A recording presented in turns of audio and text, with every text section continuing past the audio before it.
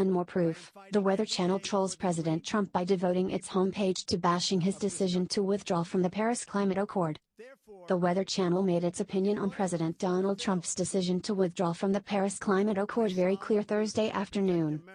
As Trump announced his controversial decision to withdraw from the international agreement, Weather.com started posting articles about the impact of global warming. Around 4 p.m., the homepage led with a live breaking main story about the decision, followed by 8 follow-up stories warning of the environmental consequences of Trump's decision. The articles, all of which had unabashedly sassy headlines, started with "What happens to the Earth now?" followed by 7 other stories offering proof climate change is real and happening now. In one article, titled "Imminent Collapse of a Key Ice Shelf," the author refers to a growing rift in the Arctic as the latest dreary news from the icy underbelly of the planet, which has seen warm air and water reshape the landscape in profound ways.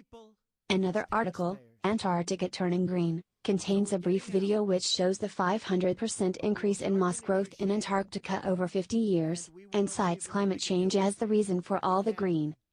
Possibly the most to-the-point article is titled ... and even more proof, and contains a list of statistics to show the devastating effects of climate change just in the state of Minnesota. Trump made his announcement around 3 p.m. on Thursday afternoon at the White House Rose Garden.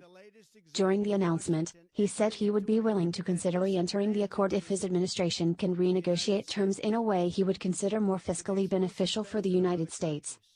Hailed as a significant achievement by many climate scientists, it is a worldwide agreement signed by 195 countries aimed at reducing greenhouse gases and investing $100 million each year to help fight the numerous impacts of climate change around the world.